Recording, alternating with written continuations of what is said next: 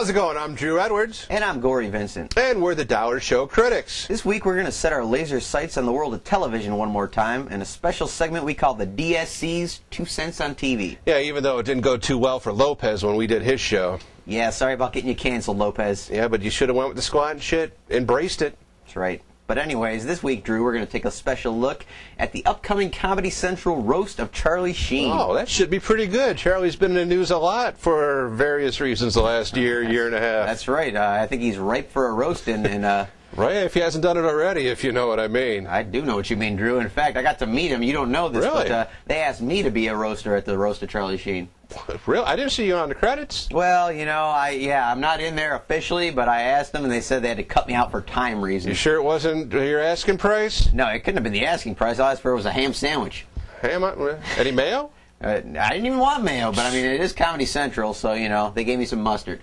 But anyways, you know, they said they had to cut me for time reasons, but I brought the actual footage, Drew. Really? I'd like to see that. This is me roasting Charlie Sheen. Exclusive footage here. Let's take a look. Oh, thank you, thank you. It's good to be here at the roast of Charlie Sheen.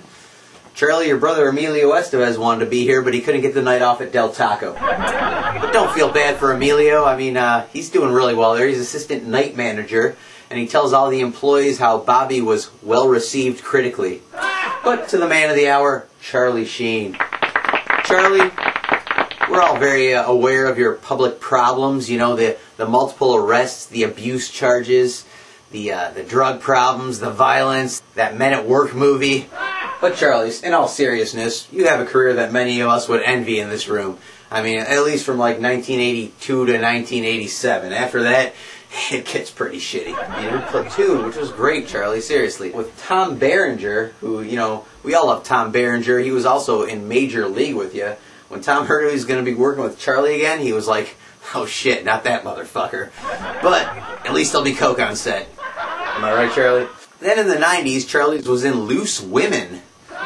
And he also starred in a movie called Loose Women. Charlie also starred with Academy Award-winning director, actor, producer Clint Eastwood in The Rookie, in a kind of a buddy cop movie. Clint was so impressed with Charlie's work that he cast him in Nothing Ever Again. Charlie starred in The Big Bounce because he thought it was a porno. Thought some stripper was going to be bouncing on his dick. It didn't happen, Charlie. It was called The Big Bounce, not the little shriveled bounce. In 1997, Charlie had somewhat of a hit with Chris Tucker in the movie Money Talks.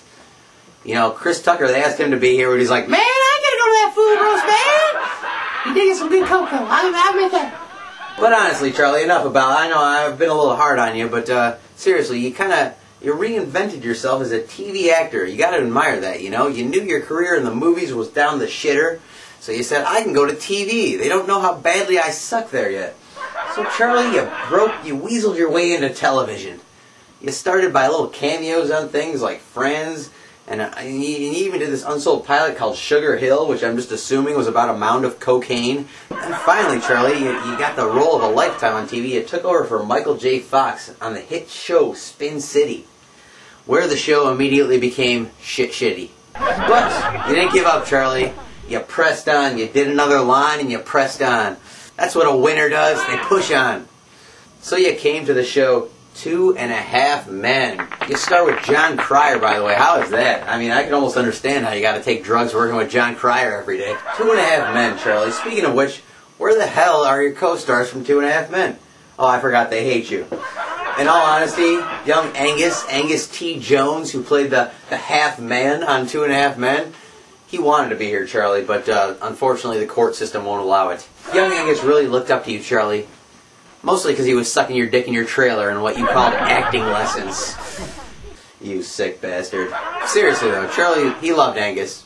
He had many nicknames for young Angus. Sweet Angus Beef Tips, Little Porky Pig, the Reach Around Kid, and Charlie's favorite, Little Jizz Bucket. So, you know, John Cryer, he knew what was going on the whole time, but he wasn't gonna cause waves, you know. He's gonna be damned if he's gonna play Ducky in the sequel of Pretty in Pink. And I haven't even gotten into your personal life, Charlie. Oh my God. I mean, in 1990, you accidentally shot your wife in the arm. Sorry, it was your fiance, Kelly Preston, who's, by the way, now married to John Travolta. Here's a straight guy. You know what I'm saying? But Charlie, I'll leave us all with this one last little tidbit of information.